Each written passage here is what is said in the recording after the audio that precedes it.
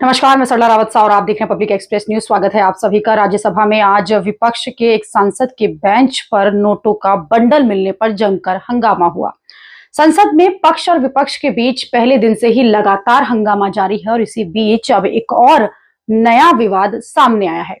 गुरुवार को सुरक्षा जांच के दौरान सीट नंबर 222 के पास से नोटों की गड्डी मिली थी और दावा किया गया है कि ये जो सीट है वो कांग्रेस सांसद अभिषेक मनु सिंघवी को अलॉट की गई है और उनकी सीट के नीचे से नोटों की गड्डी मिली थी, जिसकी जानकारी राज्यसभा सभापति जगदीप धनखड़ को दी गई।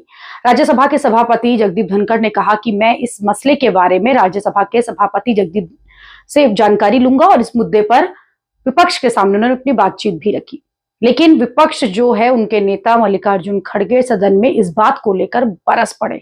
दूसरी तरफ अपने ऊपर आरोप लगने पर कांग्रेस सांसद वरिष्ठ वकील अभिषेक मनु सिंघवी ने कहा कि मैं इस बारे में सुनकर हैरान हूं। मैंने इसके बारे में कभी नहीं सुना। मैं कल दोपहर 12:57 पर संसद के अंदर पहुंचा।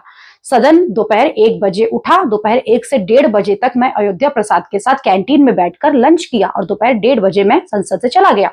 इसलिए कल मैं सदन में कुल 3 मिनट और कैंटीन में आधे घंटे रहा।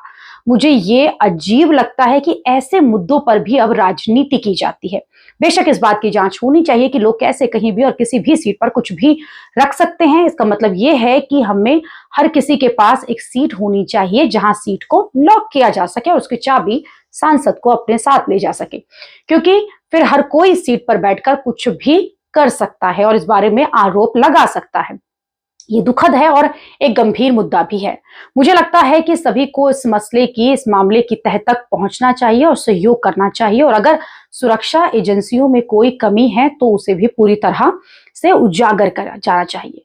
इतना ही नहीं, कांग्रेस के नेता पर इतने बड़े आरोप से कांग्रेस अध्यक्ष मल्लिकार्जुन काफी गुस्से में दिखे। उन्होंने बिना जांच के किसी नतीजे पर पहुंचने की आलोचना भी करी।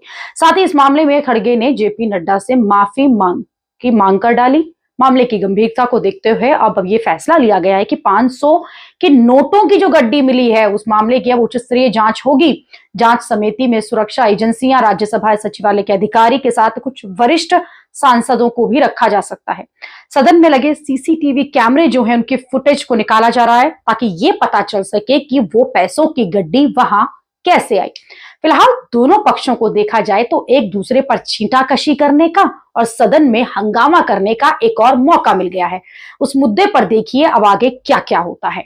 अभी के लिए इतना ही। अगली खबर में आपसे फिर होगी मुलाकात। देश और दुनिया की खबरों के लिए आप देखते रहिए, आप जुड़े रहिए पब्लिक एक्सप्रेस न्यूज के साथ। धन्यवाद।